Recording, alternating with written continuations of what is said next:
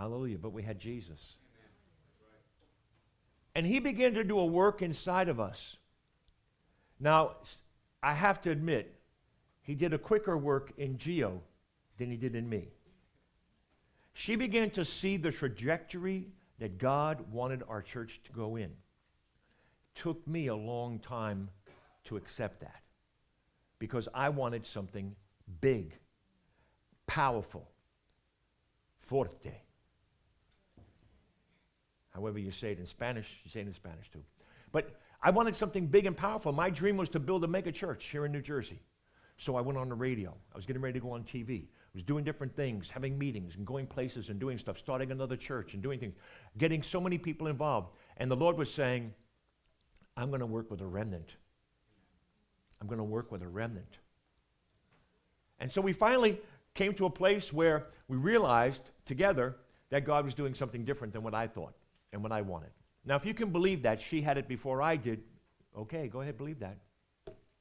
But she did. And so God is working in our lives, and he's speaking to us. And I asked Miguel to blow the shofar because whenever God would do something new, he would have the shofar blown.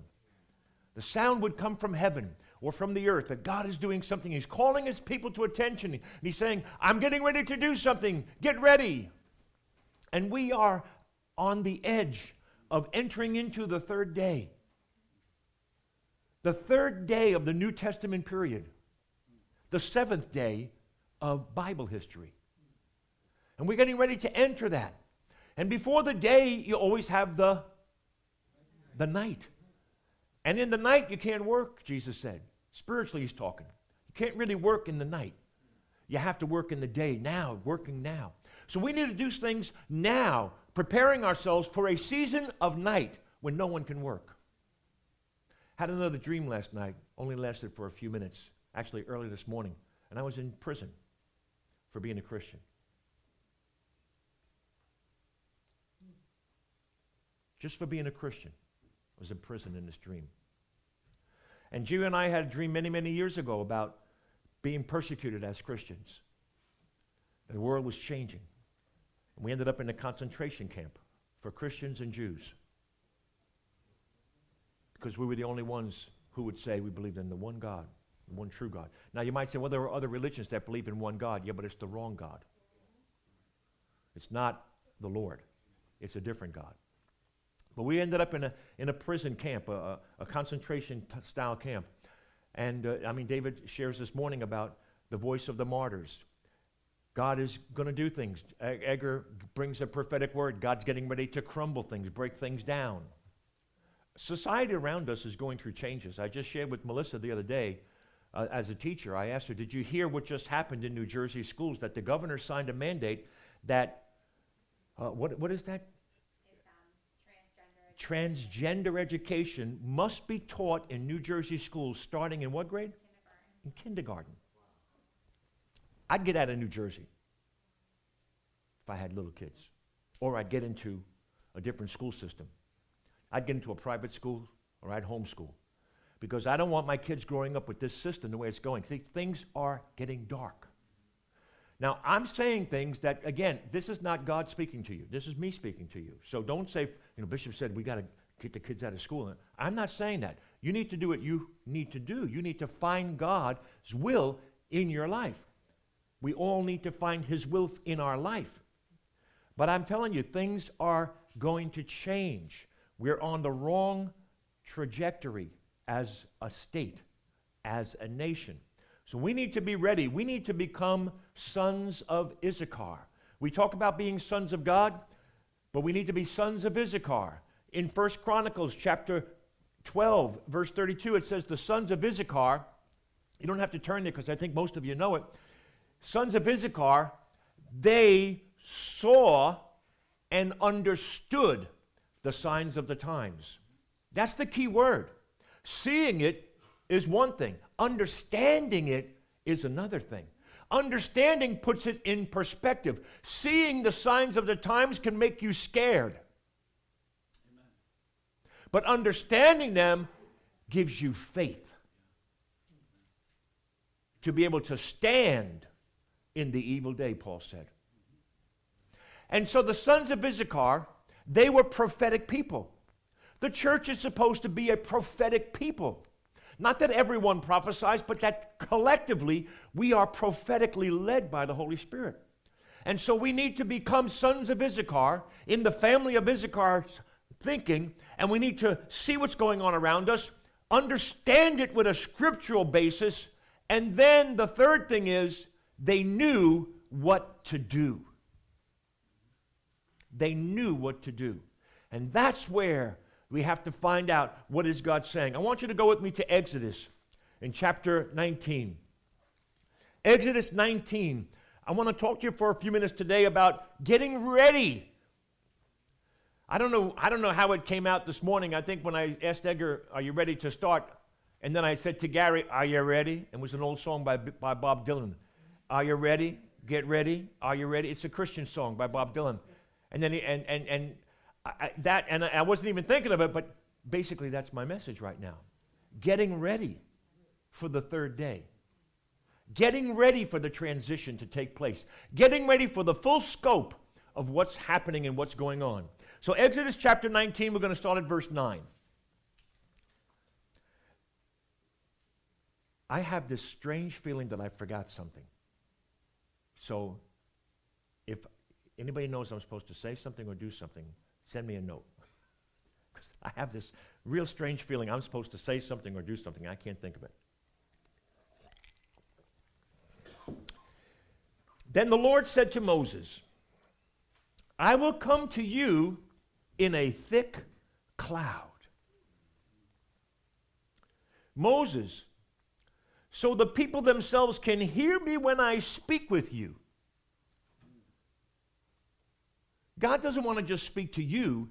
He wants what he speaks to you to affect those around you. Amen? Yes. I mean, you can preach from any sentence in the Bible. You can open up the Bible to any verse anywhere. And you can get something from God. He says, and then they will always trust you. Moses told the Lord what the people had said, and I guess it was something contrary to what the Lord was saying to Moses. Moses told the people told the Lord what the people had said. The people were against him. The people were complaining, and again, as usual. And then the Lord said to Moses, go down and prepare the people for my arrival. Consecrate them today and tomorrow. Have them wash their clothes. Be sure they are ready on the third day. For on that day the Lord will come down on Mount Sinai as all the people watch. I want to tell you, when Jesus returns, all the world is going to see him return. Yes, amen. But we're supposed to be ready. Our clothes are supposed to be clean. Our minds are, that's symbolic for our minds. What you wear, our attitude. You see, you may dress up real sharp, but you might have a bad attitude. And that becomes more of what people see than what you're wearing, because you're wearing that attitude. So we need to wash our attitudes, wash our mind, be renewed in the spirit of our mind, in the attitude of our mind. Our first step in getting ready for the third day is to prepare ourselves, get our house clean, sweep our house, get our lives in order. We need to be very, very specific about our lives. We need to make sure that we are not lackadaisical. We can no longer afford to be serendipitous when it comes to Christ. If you don't know what serendipitous means, look it up. S-E-R, it starts off with. Serendipity, happen chance. Whatever happens, happens. In the late 60s, it was a serendipitous time. It was a time of love, peace, flowers in your hair, LSD, all sorts of stuff was going on. Very serendipitous. Hey, man, what are you doing here? I don't know. I just happened to be walking down the street. A guy came up to me and said, hey, man, you want to get turned on? You know, serendipitous. We cannot be serendipitous today concerning our Christian walk. We cannot be walking around in the darkness. We have to be walking in the light right now. The darkness is coming. We won't be able to walk. We need to walk now in the light. We need to be purposeful. We need to be purposeful. How many of you know how to prepare for Sunday morning? Very simple. You get ready Saturday night. You pick your clothes out Saturday night. You get your shoes shined Saturday night. You pick out your skirt. You put all that stuff on your beds, lady, and you start looking with this or that. Well, what's the weather going to be? Well, the weather's going to be sunny. Okay, I can go with this. What if it gets cloudy? Well, I can go with that. Do all that stuff on Saturday night so that on Sunday morning, you're ready. I learned that a long, long time ago. At some point on a Saturday night, I'll be right back. I go up, I get the clothes, I get the pants, I get the shoes, I get the socks, I get everything and bring it inside, I get it ready, and it's all hanging up and all ready to go. And all I got to do is jump in it. Amen. No serendipity. I can't stand that feeling of, what am I going to wear? What am I going to do? I don't, where's my shirt? I thought I had this, I thought it was clean. Oh, no, it's got a stain on it. I don't want to be like that. You can miss your date, girl. You could miss your date with Jesus. Because even when you get here, your mind may still be on your clothes. Gee whiz, I don't even know if this looks right. I feel comfortable. Hello? Ladies, am I speaking to you? Guys, I know you don't care. You know, most of you guys, I mean, people come to church in sweatpants now. And, you know, it's like, you know, I can't understand how some people dress like that. It's fine. I'm happy with it. I'm glad you're here. I'm glad you could wear shorts. You can come in a bathing suit. I could care less. As long as your mind is here with your body. Amen. So our first step is we need to be prepared. Now I'm just talking practical, but I'm talking spiritual also. He said, go down and prepare the people for my arrival. Jesus spoke to me in 1970 in the summer. And he spoke to me and he gave me a word, and that word was so clear and so much.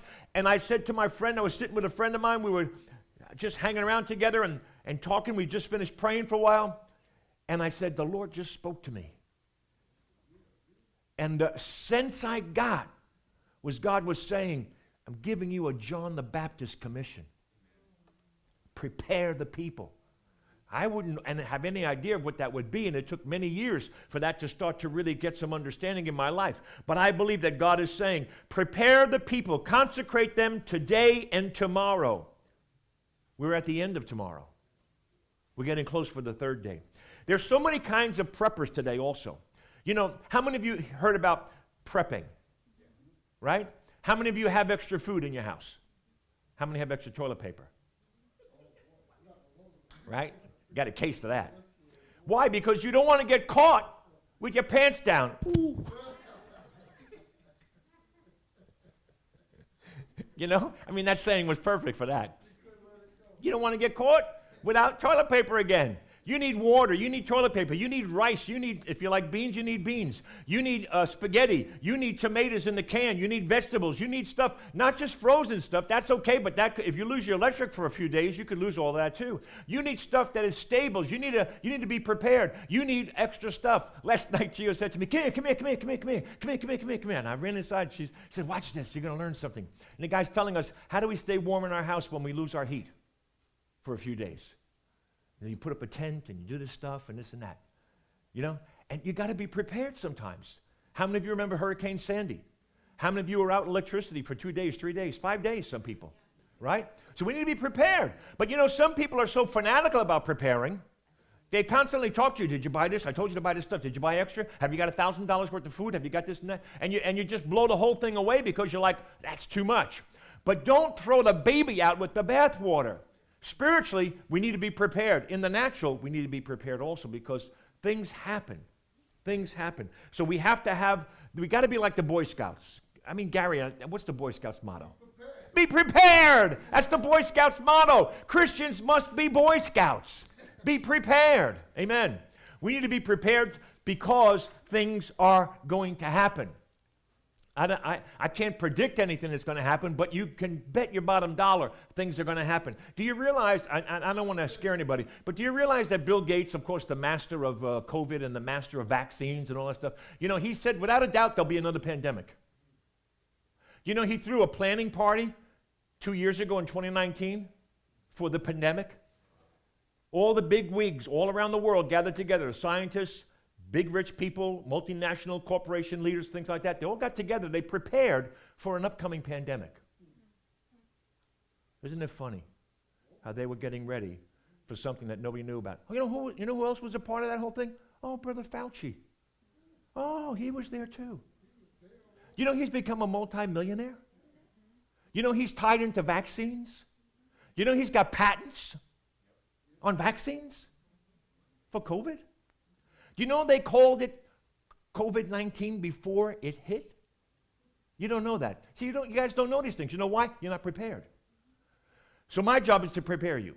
Tell you some things here and there and get you digging, get you looking, get you thinking, not to scare you, but to wake you up. Amen? Mario Murillo said the other night, there's a new cola out. It's called a Woca-Cola. He says, in the church, it's got to start getting woken up to what God is doing. Amen. Luke chapter 2, verse 46. Let's go to Luke chapter 2. And now, Luke chapter 2, verse 46. So it was that after 3 days, they found him in the temple. Jesus was 12 years old. They'd gone down to Jerusalem for the festival, for the Feast of Tabernacles, and they were there. And they left. Joseph thought he was with Mary. Mary thought he was with Joseph. And on the second day, they realized he's not with us. Sorry about that. He's not with us. So they rushed back and they found out, and on the third day they found him in the temple. And he was in the midst of the teachers, listening to them and asking them questions. And all who heard him were astonished at his understanding and his answers. He was a son of Issachar. He had understanding. And he had the answers. So when they saw him, Mary and Joseph, they were amazed. And his mother said to him, "Son, why have you done this to us? Look, your father and I have sought you anxiously." He said to them, "Why did you seek me? Didn't you know I must be about my Father's business?" Second step, folks, get in on the Father's business. Get in on the Father's business. Get your house prepared, spiritually and naturally. Because spiritually, the third day is coming and the darkness is coming first. Naturally, things will happen, disasters will take place. You should be prepared at home. Okay? But the second step is be about the Father's business. It's gotta be. You know what happens with most Christians? And this is how most Christians live. And I'm talking about 99% of all Christians all around the world. They bring Jesus into their life. And Jesus becomes a part of their life. Church is a part of their life. Jesus is a part of their life. Other people are a part of their life. And they live their life with Jesus as a part of their life. That's the wrong way to live.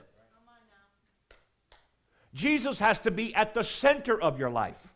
And everything in your life moves around from that, goes out from there. We're going to go here. Would Jesus come with us? If Jesus wouldn't go, you shouldn't go. You say something, and if you have a wife like mine, she says to you, you grieve my spirit. You're like, why? She said, because could you say that if that person was sitting here with us? Would you be able to make a comment like you made? We've got to live from Christ at the center, not Christ on the periphery. He can't be on the outside of our life. He's got to be the center of our life, the focus of our life. Now, that's not an easy thing to do. And it's totally not easy when the church in America is constantly saying, prosperity is yours. You need a new car. You need a bigger house. You got to have better clothes. God wants you to be rich. That is not having Jesus at the focus of the center of your life. Johnny Erickson. Have any of you know who Johnny Erickson is? Johnny Erickson Tada. She's married to a guy. Does anybody know who she is? 1, 2, 3. Raise your hands. 4. 4 people know who Johnny Erickson is. Johnny Erickson is about our age. A little older than most of you. She's around 70. And Johnny Erickson, back in the 1970s, the late 1970s, had a diving accident. She dove off of a float in a lake, and she dove too straight down. She hit the bottom and broke her neck. And without a friend watching and seeing her, she'd have died. But she lived. But she lived with a broken neck. And she lost the ability to do things. And she was praying for a miracle, and people were praying for a miracle for her all over the nation. But I'm telling you, back in 1979, 1980, Christians all over the nation were praying for Johnny to get a miracle. Because they felt if God does a miracle for her, it's going to show the whole world how great is our God, doing a miracle for her. And she went through a period of time where she just was trusting and trusting and trusting, and then she went through a period of time where she was not trusting in nothing. And you should watch her life story. You can see her story on YouTube probably. And what happened was, she, through a friend and a couple of other friends and some people who loved her, different circumstances happening, she finally started to realize, hey, God's not healing me right now, but that doesn't mean my life is over. I need to do things. And she learned, and you may have seen her artwork, she learned how to paint with a paintbrush in her teeth because she can't use her arms. Her arms can't use them. So she learned how to paint, and she makes greeting cards. You can find greeting cards by Johnny. And she's an artist, tremendous artist. She also is a tremendous minister. And she has touched the lives, literally, of millions of people around the world. And she has something like Johnny's Friends or something like that. She's got a camp. She's got a place. She's trained up people, and people who have handicaps, and families who have situations in their lives that nobody could help them get through. She's helped them get through. I am amazed. I was looking at some of the things she does, and she's done, and I looked. I said, Jesus, I haven't done a thing compared to her, because the focus of my life has not always been Christ at the center. Too often it's been me at the center. But Johnny learned quickly, in a few years, how to put Jesus at the center of everything because she had no room for anything else. I had a lot of room. I had a lot of stuff in there. So I've had to learn to get rid of it. God got rid of it for her just like that, with a tragedy. But she learned how to accept that and move on. And you know what she says now? If God healed me, I'm okay with that. But you know what? I'm not waiting for him to heal me to do something. I'm going to serve the Lord. And I'm telling you, if you look up her life and you watch some of her movies, she has a daily show. She has an inspirational network. She does a million things. And I'm telling you, you will be amazed and you will find out that she is about the Father's business. And never got a healing. It's not the healing that matters. It's, are you about my Father's business? Amen? Luke chapter 17, in verse 26. God has been speaking many times. Gio was talking to the Lord the other day and said to him, Lord, speak to me. Tell me what's going on. Tell me what's going on. And I'm not going to talk about that right now, but God's speaking to her. And while she talked to me a little bit about it, God helped me to weave some things into this message for you today. Luke 17, verse 26. When the Son of Man returns, it will be like it was in Noah's day. In those days, the people enjoyed the banquets and parties and the weddings right up to the time that Noah entered his boat and the flood came and destroyed them all. Hello? In those days, the people enjoyed banquets and parties and weddings right up to the time that Noah entered into the boat. And then the flood came. And they knew the boat was being built for 120 years. And they knew that Noah said it's going to be a flood. And they knew, and he's a fanatic. He's one of those 1% fanatical Christians. And then he says, and the world will also be as it was in the days of Lot. People went about their daily business. Eating and drinking and buying and selling and farming and building. Until the morning that Lot left Sodom. And then fire and burning sulfur rained down from heaven and destroyed them all. Yes, verse 30. I'm reading from the New Living Translation. Yes, it will be business as usual, right up until the day when the Son of Man is revealed. Business as usual, church as usual, life as usual. Can't wait to get life as usual again. Can't wait till we can go back and do the things we used to do. You should be saying, I can't wait to get myself focused on the Father's business. I got to get my house prepared and get my life prepared because things are changing. We're going to get into the third day, and when we go, and on our way into it, it's going to be a lot of tragedies and catastrophes, and terrible things are happening. Jesus said there's going to be wars and rumors of wars and earthquakes and floods and this and that. There's going to be all sorts of things going on, but you need to stay focused. On that day, a person will be out on a deck or a roof, and they must not go down in the house to pack up. You need. I keep telling you, I need a go bag. I need a go bag. I got to have a bag with everything in it that we need in case something happens and we got to move quick. We have something happen to tragedy. We got to have certain things that we'll be okay. So that's my feelings. That's my heart. He said, on that day, don't go down and go back in and pack. It's too late for packing. And then he says, a person in the field must not go home. If you're at work, you're not going to have a chance to go home, He's saying, remember what happened to Lot's wife? If you cling to your life, you will lose it. Two people will be asleep in a bed, and one will be taken and one will be left. Two women in grinding flour at the mill, one will be taken, one will be left. I don't want to get into that whole thing. Where this will happen, Lord, Jesus said this, just as the gathering of vultures shows there's a carcass nearby, so these signs indicate that the end is near. In some translations it says eagles. It's actually the word for vulture. It's not the eagles gathering. It's the vultures. He says, when you see the vultures circling, you know there's a body nearby. And when you see these signs happening, it's going to happen.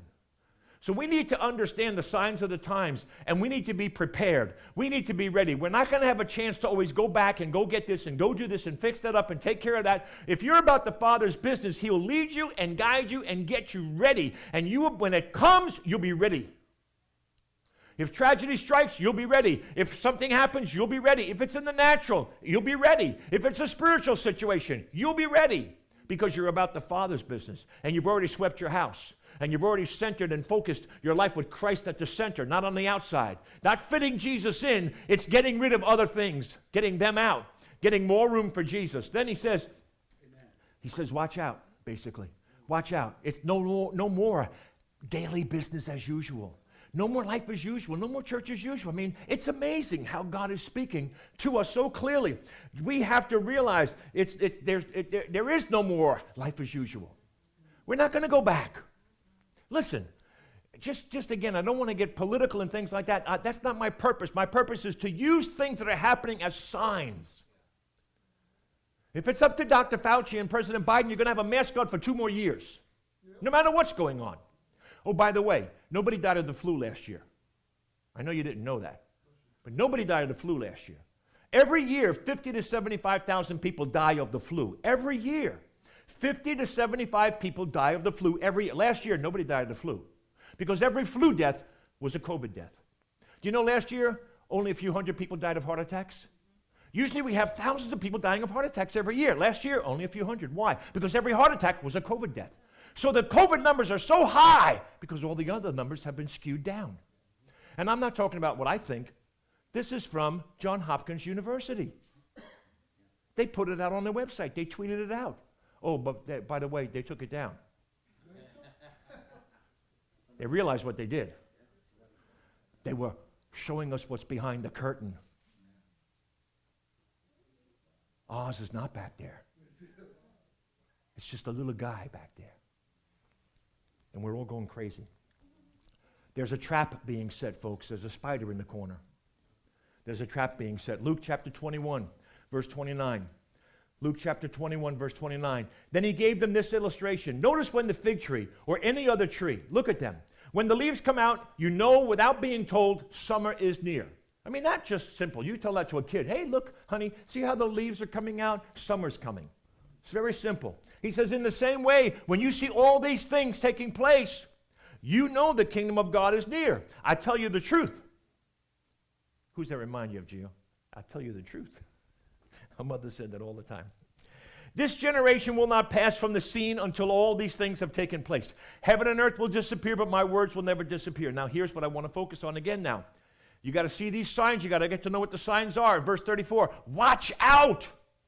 Watch out. Jesus said, literally, watch out. Don't let your hearts become dull by parties and drinking and worrying about life. Your spirit, your heart can get dull because everything else is too big. Don't let that day catch you unaware, like a trap. I was watching the Beverly Hillbillies the other day. That's our way of winding down at the end of the night. We laugh like crazy and we go to sleep. You watch the news, you cry, and then you can't sleep. So we watch the Beverly Hillbillies. And Ellie Mae is laying traps out because they heard that there's a cat burglar, and she's afraid the cat burglar is going to come and take all her cats. So she's laying traps out. And Jethro's trying to be a detective. And Jethro's like, don't worry, I'll show you. And the next thing you know, he's in a trap. Because he's not focused. He's not aware that there are traps laid all around. And he's not walking with his eyes open. Not taking his time. Not making sure he's on the right path. He is distracted and he is going about daily life as usual. And the traps are going to get us. Don't let that day catch you unawares like a trap, for that day will come upon everyone living on the earth. Keep alert at all times. One of the best things that ever came out when I was a kid was, don't cross the street in the middle, in the middle, in the middle, in the middle, in the middle of the block. Teach your eyes to wake up, teach your ears to hear. Walk up to the corner where the coast is clear, and wait until you see the light turn green. Every kid memorized that, and we'd sing it on the way to school. You know, you sing it after, it's a catchy tune as a kid, and you all knew, don't go jaywalking. Don't cross the street over here. Wait, go to the corner, wait for the light to turn green, and then go. It's a simple thing. It's teaching you how to be safe. Jesus is telling us, keep alert at all times. Keep alert at all times, because danger is around the corner. And then he says this, verse 36, and pray that you might be strong enough to escape these coming horrors and stand before the Son of Man. Now that word escape is a word that literally means flee from, get away from. Pray that you are strong enough to get away from these horrors that are coming. You see, they're coming, but it's up to you to be strong in the Lord. His might. Strong in the Lord and in the power of his might, that you may stand in the evil day. Anybody can stand when it's a nice day. But when the evil day comes, only the strong in the Lord will stand. It's time to get strong now. Okay, so now I'm going to tell on myself. All right? Yes, I could lose a couple of pounds. Yeah, I could. Yeah, I could afford to. But you know what I'm doing? I'm being careful. I'm hardly eating any ice cream at all. Honest. It's the truth. It's the truth. I'm hardly eating any at all. I'm not even sneaking it. And when I eat anything like that, it's usually a gelato, which is less fat. Better for you. But, Gio goes up the stairs, and when she goes up the stairs, she goes up like on all fours a lot of times, and she stops and she starts doing push-ups. And I was telling my son Seth about how I'm doing push-ups. And he said, Dad, you should do them on the stairs. And I'm like Mom does? That's what I'm thinking. That's a girl's way of doing push-ups.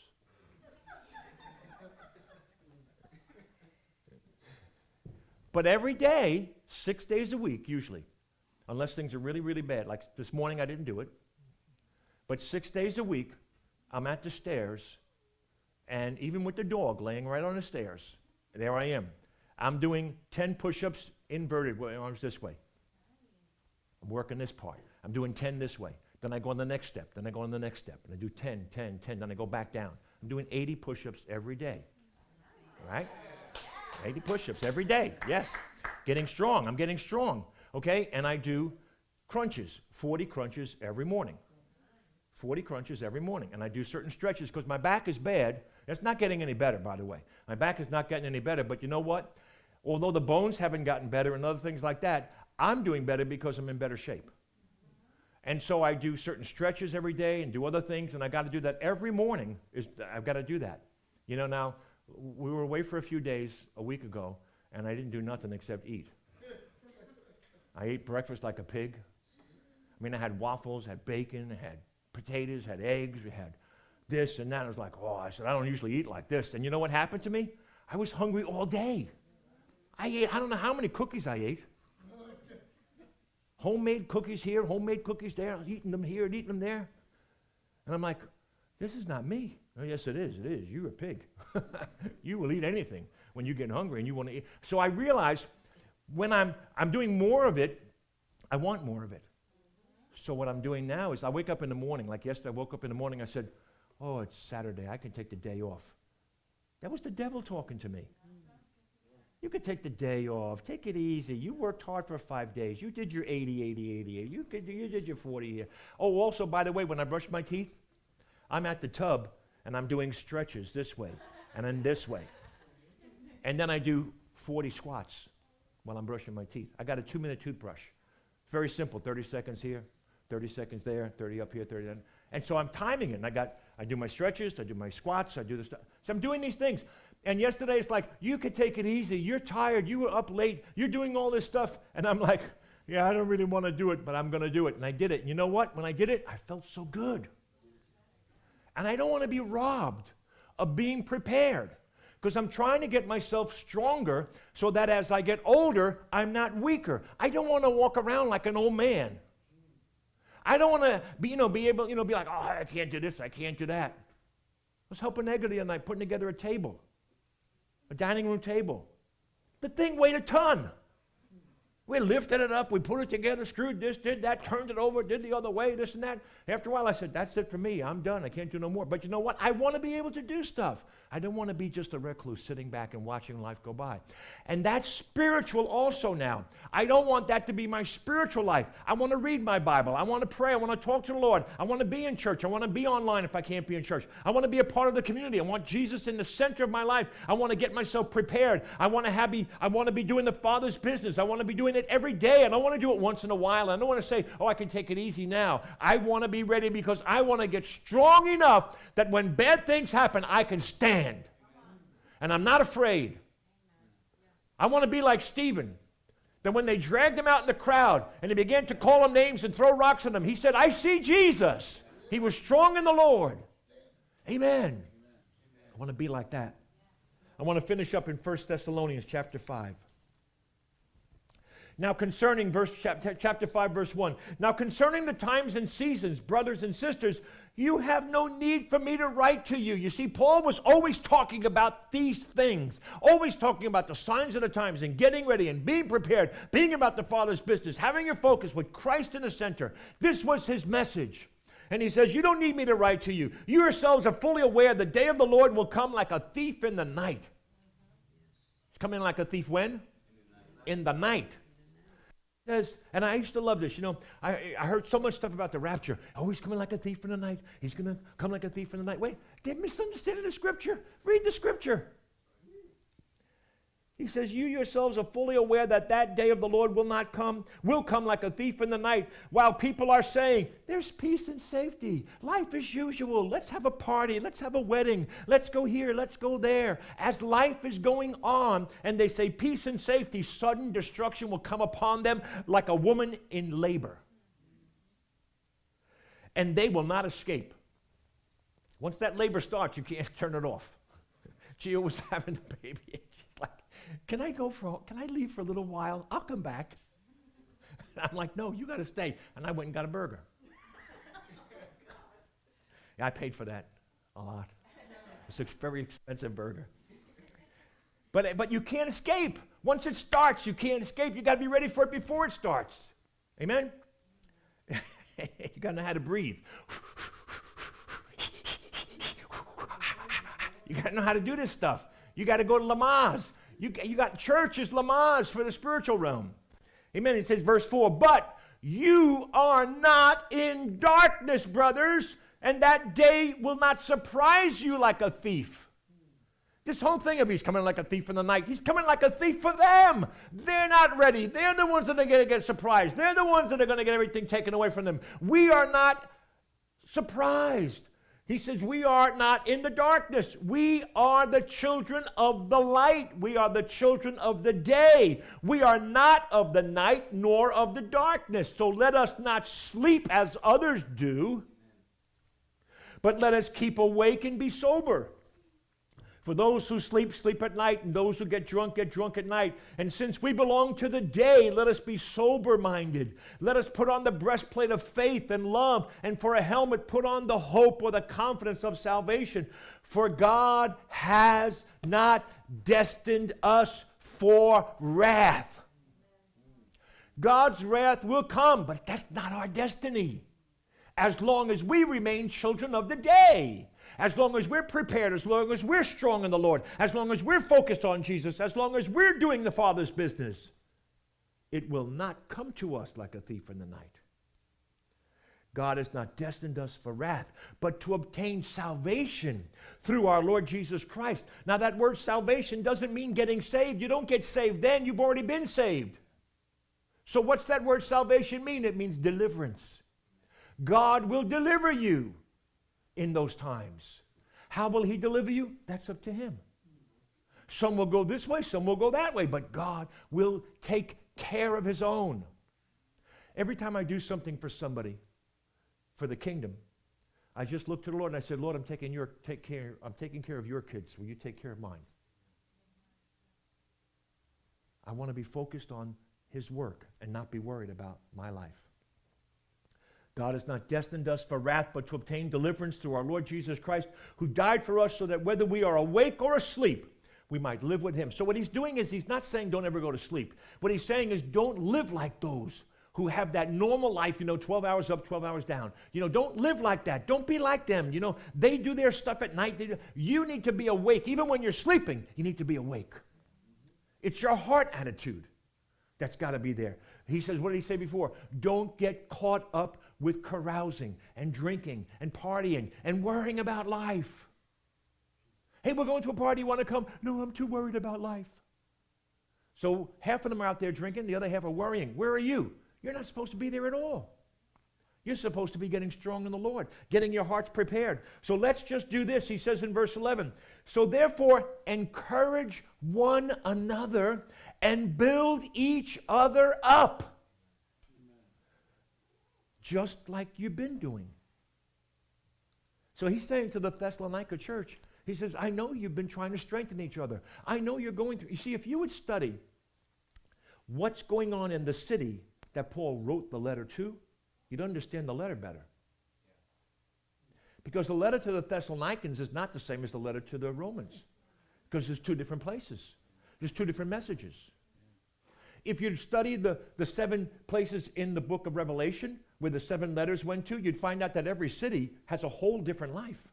And that's why the letter was written to that one. So what letter is God writing to us? This is what he's writing to us. He's saying, dear brothers and sisters, dear sons and daughters, I want you to be a spiritual prepper. I want you to be a prepper. A spiritual prepper. Do both. Be prepared in the natural. Be a Boy Scout.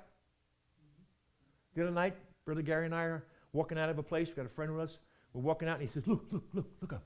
So we got to look up. Who's that? It's Orion. I know who it is. It's Orion. Yeah, but the Boy Scout knows because he's ready. He's always ready to see who's in the sky. He loves the constellations, He's ready. We got to be a spiritual prepper. So the Father's writing a letter to us. He's saying, dear sons and daughters, I want you to be prepared. I want you to become spiritual preppers. I want you to be ready for anything that happens. I want you to be about my business. And I want you to watch out. Because this life as usual is a trap. This life as usual is a trap. Don't get caught in it. Encourage one another and build each other up. Because if you're about the Father's business, you'll be telling others about the Father and his love. Amen? You see, listen, There's a lot of things that we can be aware of and we can be wary of. And there's things we should be wary of and should be alert about.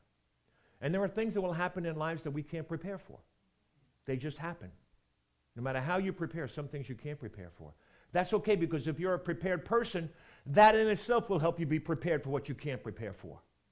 Because your mind is already set a certain way. So when something happens that doesn't usually happen or is totally out of place, you will have the presence of mind to handle that. And you will get through if you're strong in the Lord. If you're a weak Christian, you won't make it. If you're a weak Christian, you won't make it. Bad news. Christian brethren, what is it called? It's called brethren something. It's an evangelical organization. It's the largest Christian organization in America for placing children for adoption. The largest Christian organization, and it's the largest organization in America for placing children for adoption. And they just announced they will now place children in LGBTQ couples. It's a Christian organization. They have just sold out. Bethany, that's what it is, Bethany. It's called Bethany. The place where Jesus loved to go. They've sold out. They're not ready. They weren't ready for what's going to happen. They weren't ready to stand up against the lies, the cheating, the stealing, the accusations, and all those things. Folks, we've got to be ready to stand up against all that stuff. Because if we don't, we will go under. We will compromise. We will not be about the Father's business. We will stop being prepared. We'll be caught in the trap of compromise. We need to be real careful. We need to pray for those who are going through things right now, and we need to ask the Lord to build us up and strengthen us for what's going to happen in our own futures. We need to be ready. Amen? We need to be ready. Yes?